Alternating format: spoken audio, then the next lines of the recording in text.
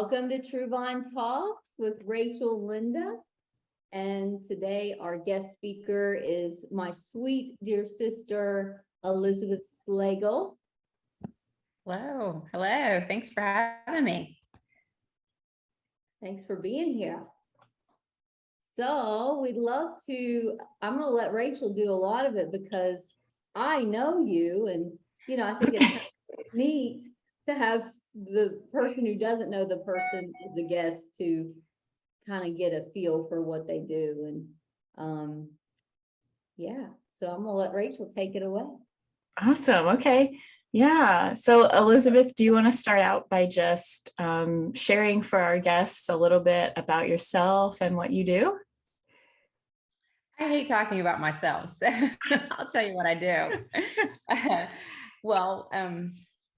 Basically, it's kind of a long story as how we ended up being venue owners, but my husband is a serial builder. He likes to buy property, build things, remodel things. Definitely, I say we're into beautification projects. So the story is this property was contingent with ours, and it had a really nice historic cabin on site that had been built in the 1930s. It used to be a club. And when we saw it on the market, we felt like we needed to buy it. And we really didn't know what we were going to do with it. And then we got into it. And then I tell everybody we lost our minds because it just grew. It grew. And it has been an outlet. Decided it what it used to be. And that's a place where people can gather and have special events. And, right now we focus a lot on weddings, but we plan to do some other fun stuff. We have some other ideas cooking. And yeah. And basically, I would say too, it's my empty nester project. I am an empty nester. Oh. Like, slow down. You're talking a little fast and you cut out on us a little bit. Did I cut out? It's probably that hot spot. Okay. All right. You're good now. Let me slow it down. Do you want me to say some of that again, or is that good? I heard it all on my end. Maybe it's on your end, Linda. Yeah. Okay. So you have this beautiful event and wedding venue. And how did you guys come up with the name? Well, Weymouth is my mother-in-law's maiden name. And we lost her kind of early. And she was always a big part of our lives. And it was a way to honor her. She loved social graces. She loved pomp and circumstance, and she would have loved this event venue. Awesome. She's always prim and proper too. So she was very much, I always call her a bit of a socialite. So this was right up her alley. Awesome. What a nice memorial in her name. Yeah. That's beautiful. Yeah. So you're sharing about how your husband likes to buy properties and you guys do beautification projects. And so I'm curious, what inspired you to get into the wedding business, specifically event planning? Well, it started with my sister over there, actually. Oh. We're very blessed. We have a really nice property that's not far from town, but it looks very secluded. It's very heavily wooded, lots of big oaks. And so she wanted to get married in our backyard 20 plus years ago. And actually, Robert's sister was the same. She lived in Dallas, Texas, but she wouldn't come home. And she said, "Hey, can we have our wedding?" So we had two sisters get married in our backyard. And so we realized we had a place to offer that, yeah, it's very appealing for an outdoor wedding. And so this is just a continuation of that. So when you did those weddings, were you thinking, is that when you felt like, oh, I could actually build something like this in that moment? Or not at all. But I really say, I think if I have to think about where it started, I have always really, I like in creative endeavors, I really like that wow factor that you get when you plan something that people don't expect, and they walk in and they're wowed by what they see and what they feel and just the whole experience of it. And so when my kids were coming up, I was that crazy mom that always came up with these really off the wall birthday ideas. So their birthday parties got to be this Nice. known as the birthday parties because they're like, what is your mom going to do this year? You know, I'd make these outlandish scavenger hunts and Oh, how cool. bury treasures in the backyard. And so, yeah, so I've always been into those really unique moments, creating moments in your life. And so the wedding, I wasn't thinking that at the time, but yeah, this definitely morphed into that. Rachel, she had a clown. Was it Pippi the clown? Yeah, Pippi the clown. So when she would have these parties for Mason, my beautiful nephew, I was so excited. I wanted to be invited to these birthday parties for my inner child. That makes sense. Yeah. I love knowing that. I didn't know that, Linda. Yeah, it's fun. Well, yeah, I guess it was bringing out my inner child because I was creating all this stuff and, you know, like crazy mermaid parties. And yeah, I had a lot of fun with my kids. She did. That's awesome. Yeah. And so like, what is like that moment when you're creating like the wow factor and this unique moment, right? That's kind of specialized for each bride and groom on their special day. What is that moment like for you when it all comes together? Oh, yeah. I mean, I feel I have to pinch myself because I feel like I'm involved in some of the most beautiful life moments. I mean, they can be stressful, but just watching when my favorite part, and I say it all the time, is when I open that double door and I fluff the veil of the bride and watch her walk down with her dad. I mean, I just get like, you know, I love that. And then, yeah, just watching the dynamics of the college friends that are meeting up that, you know, like his college buddies and her college buddies and, you know, this, you know, just being young and living life. It's a natural high. Mm-hmm. Yeah, I didn't. Go ahead, Miss Rachel. I was just going to say, yeah, I hadn't thought about that, like the friends and all the different dynamics of these people coming together to celebrate. That's really cool. Yeah, weddings are full of energy. There's, you know, good and bad. And it's just a lot of, but it's just fun to watch and be a part of that. And I don't have trouble. Well, I shouldn't say this, but I don't seem to have trouble keeping people to work the events. Slow down. I couldn't hear you. Slow down. Okay.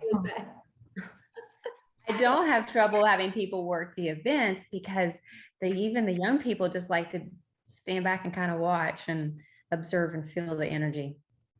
Yeah, I bet. Good you were going to say something, Linda. Yeah, I think I'm having Wi-Fi issues. I'm sorry, guys. Yeah, it's a little delayed here.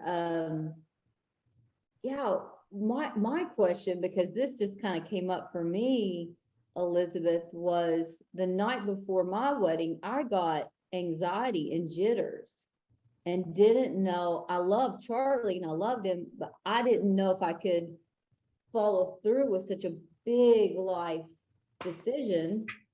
And I don't know if you have experienced that. I'm not asking for you to give any details, but you ever see them get stage fright or some anxiety around this life commitment? Like,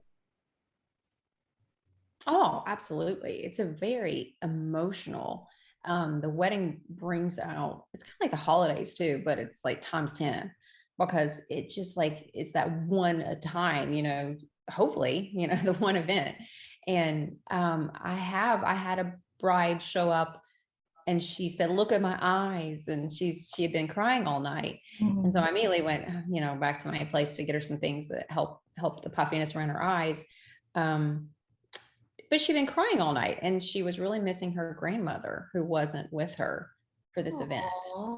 And so, yeah, I mean, it does. I mean, I think it does. But I always say, you know, your wedding is supposed to be a joyous occasion, and that loved one really probably wants you to enjoy your day. They're you know, they're watching from above and you know, just try to think of them in a positive light. And so, but there was a lot of emotion around that one. Yeah, Yeah, so you do a lot of consoling of fears. Yeah, nurturing and compassion as well. Yeah. Yeah, we do need a counselor on site, I think, a lot. Me and Yeah. Rachel. That would be a great service. It really would. You can offer us, you just gotta put us on your little website. Absolutely. Have you noticed any themes? Like, are there any common fears or obstacles that tend to show up on wedding day? Yes, family dynamics. We all have them, and that's what I always tell all of my couples. We all have them. I think if you go, and I'm actually getting ready to write a blog, and I'm going to interview my sister on this too, as far as setting up boundaries. It is your day, and when you anticipate a loved one or a family member that's going to meddle or dominate or going to interfere with what you want for the day, then these are discussions that you need to have on the front end before your wedding day, and draw some barriers there. And I definitely want to write something where you can kind of coach people how you do that. So definitely, yeah, it's always nerves. And usually it's always coming from a good place. Even if it's the mom of the bride, it's coming from a good place because she wants her daughter to have the most beautiful day in the world. And she's stressed and anxious about that. So her anxiety is translating to the bride, and it's so that feeds and festers. And but I have one this year that she showed up with the most positive attitude about her day. And even my daughters went back and looked at her gallery, and they said, you can tell how happy she was on her wedding day. She exuded happiness, and she just came with the right attitude. Again, I'm sure there were little things, that weren't perfect in her day, or little stressors, or, irritations, but she just had a really good way of zoning those out. And she had this aura around her the entire day. Even when it started raining, she said, oh my goodness, rain on my wedding day is good luck. And she was, I use her as an example often because I feel like she showed up with the right attitude, and she really enjoyed her day.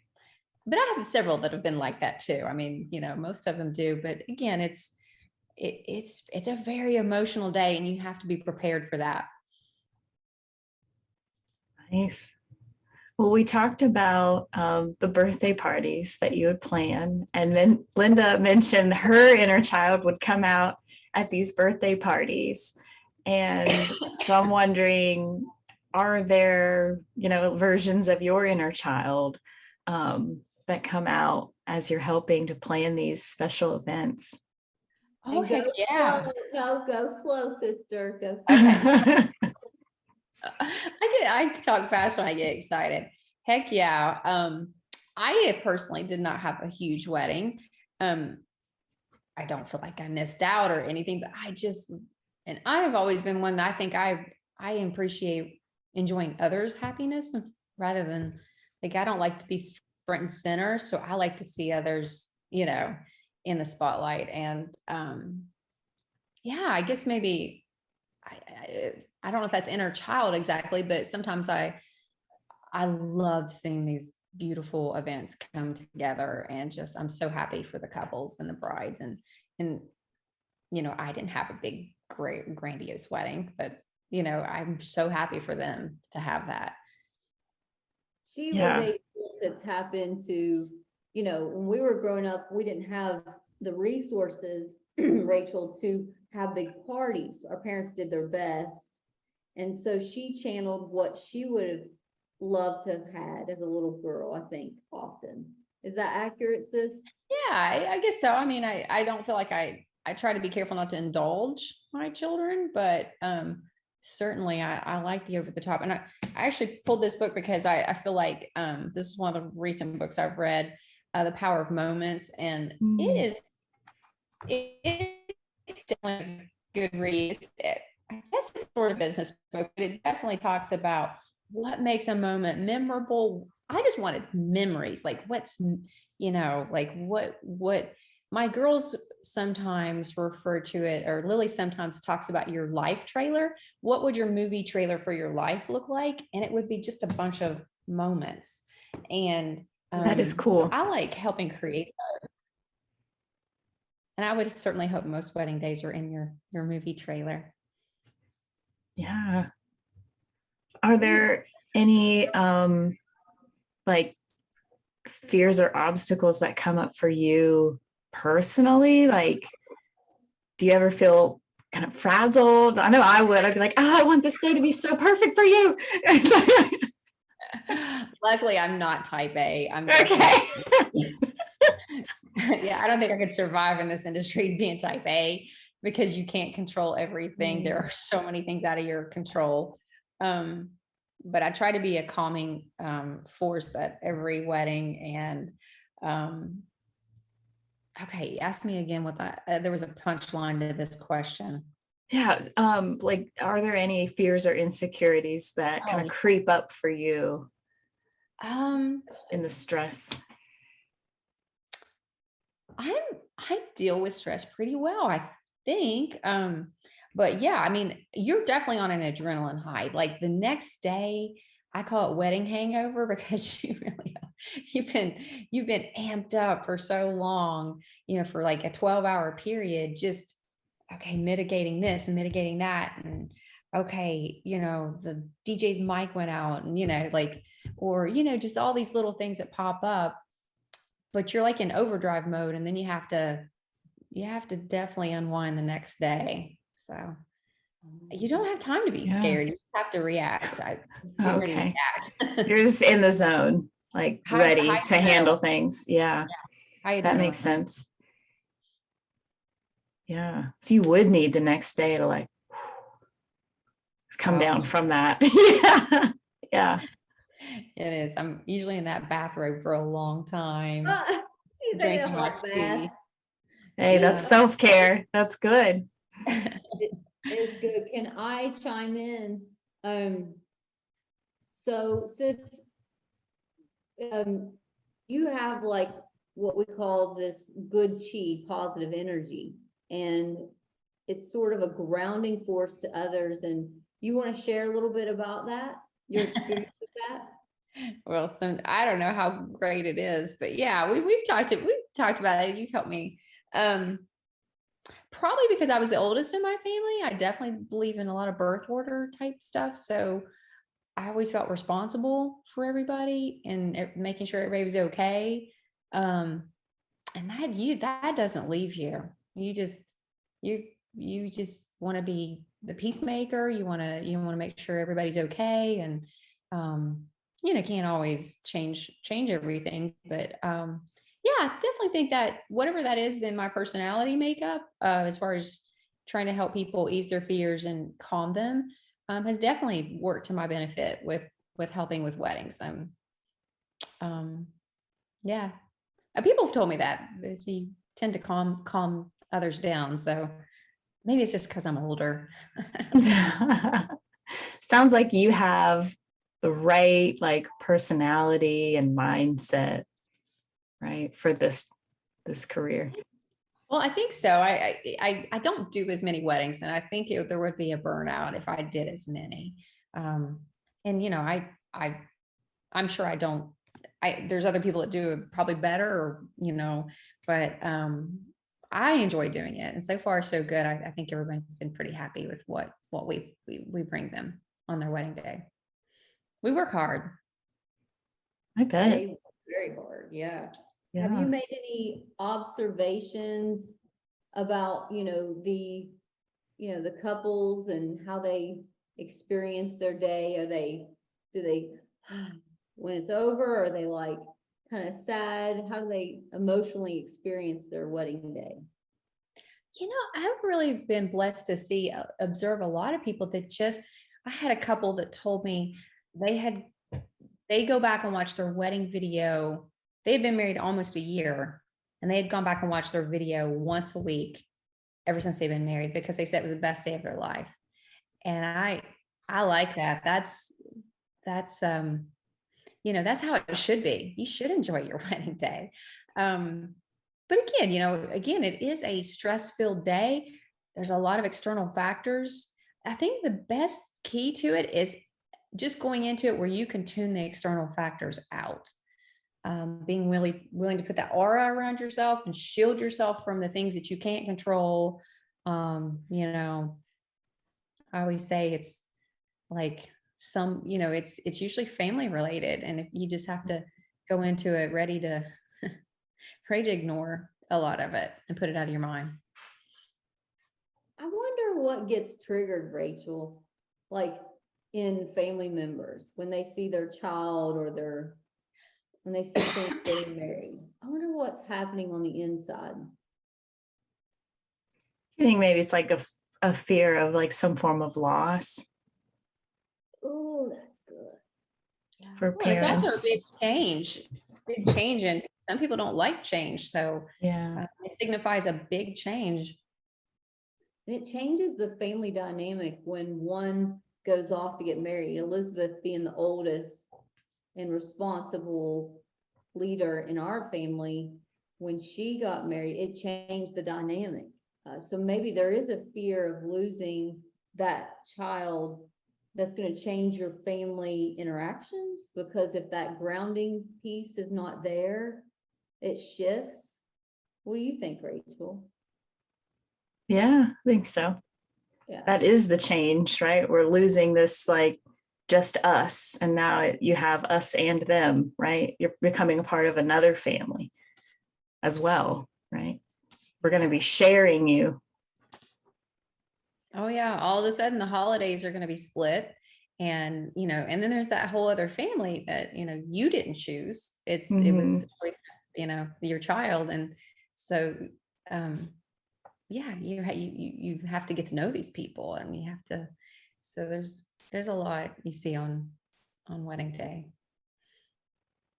Yeah, you need to create new bonds. Often, folks find that their mother-in-law, the wife of the groom, she'll find that her mother-in-law either loves her or doesn't love her. I haven't seen any in between. I don't know. It's interesting to me that, and I think it's because they're taking their baby away or something. Oh, I married a mama's boy, and I wrote a blog about that as well, about embracing your mother-in-law, not treating her as though she's the enemy. And because, yeah, you do. I think it's human nature. You go into it like, okay, she's the other woman. That's right. Your boy's other woman. Yes. Yeah. So there's a little bit of there can be a power struggle. I had one, and I shared that in my blog. Personally, I did have a battle with my mother-in-law, like, because my husband was building a house at the time, and she was the woman helping pick out things, and all of a sudden in comes me. I'm the new wife, and it was a definite shift of roles. But and ended up she loved me, and I loved her. So we just went around and around about it in a different way. But if I had just embraced her, been a little more mature, I was immature, and embraced her better, then I could have had better experiences with her. But yeah. That's good. Yeah. That's really helpful. I'm glad you have these blogs. Right. I need to write more. To get on there. And I think that's helpful. Yeah. Mm-hmm. Rachel, she's a prolific writer. She was going to be a broadcast journalist with that beautiful face. And then see that. Yeah. And so she can write anything. She writes for the magazine. Yeah. Are you still writing for the magazine in the Ironton magazine? Yeah, I should be working on an article. I have to do at the end of this month. I need to get it done. Nice. Awesome. Is there anything else that you'd like for our listeners to know about Weymouth Hill or? Well, thanks for the plug. Yeah, I mean, always so nice to talk. I mean, you can't get me to quit talking about it. It's just so much fun. We talk about weddings all the time in our house. My husband's about ready to, everything about weddings. But no, I mean, I just, yeah, I think from your all standpoint, I think you're on the right track. It's be aware when you go to get married. I mean, wherever you get married, be aware of what that day could look like. I mean, there's so much that goes into the planning, but I don't think people think about the emotional side of what's going to happen on that day. And, if you are anticipating family dynamics, and it happens in the best of families, doesn't mean there's something wrong with your family or his family. It just means you're normal, and just be aware of it and ready to have those boundaries set on your day. And again, Linda, I think you're going to help me a lot with that, as far as, how and where to draw those boundaries when I go to write about it. Cool. So if you have someone like, you had a wedding crasher, you ever have any wedding crashers? Anybody crash a wedding? Linda's showing up for her inner child. Right, Rachel. Hey, I'm cousin so-and-so. I say we consistently have one at every wedding, and that's my husband. Okay. Standing like with the food, who does he know? Because I'm leaving him alone all the evening, and so he'll sometimes put on a suit and he'll come up there, and I'm like, you weren't invited. You're not a guest. Everybody just laughs. I apologize for it. They just laugh. Well, yeah, he's fine. He doesn't know us strangers. He always makes a friend, or he knows someone at the wedding. So yeah, you should hire. I've had this discussion with them. You should hire professional wedding crashers for entertainment. oh yeah, I mean, I love it, and I love people bringing their own ideas. I have that's why we don't get into the whole full service of we plan everything for you or do everything for you, because everybody has just a little different flair, and I love that. I love it when people change it up. We've had harpists, we've had country English line dancing. I mean, just phenomenal cool. stuff at our venue, and I love it because every one of them they're unique moments. They're that couple, so it's I think fun. Rachel and I are going to crash the next one. Okay, you should. We'll dress appropriately. Well, Pippi the clown show up.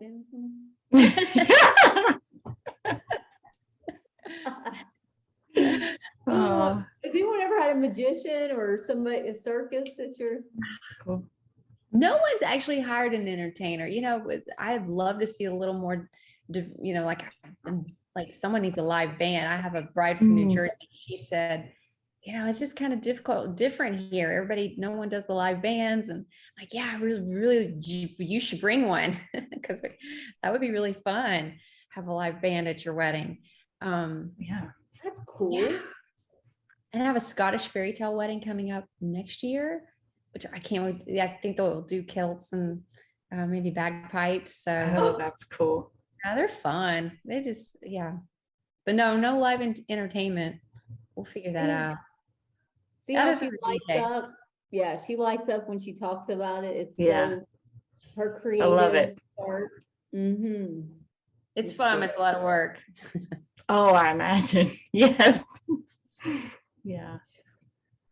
Well, thank you so much for being on the podcast. I've really enjoyed it. Okay. Thank you guys for having me. I'm always glad to talk about what I do. All right. Fun. What's your tidbit? You want to leave our listeners a tidbit about your venue? Please tell us if they're like looking forward to, they know someone or they want to have a local wedding, how do they contact you, Elizabeth? Well, wedding or anything. Like I had a mother, she was so much fun, from Puerto Rico, toured the other day. She wanted to do her daughter's quinceañera there in 2 years. So we're open for anything grand and fun. And but yeah, it's a unique venue. There's, again, just because we took a property and refurbished the cabin and built some unique buildings on top of it and heavily landscaped. So I don't think there's anything else like it around. It's we have a lot of great venues, but we're all different. So if you're looking for something outdoorsy and has a European flair, you should check out Weymouth Hill. And how do they reach you? Well, we have a website. We have a new one coming up. Going to probably the end of this month should populate, and we're on Instagram and Facebook. Nice. Awesome. Thank you. All right. Thank you, guys.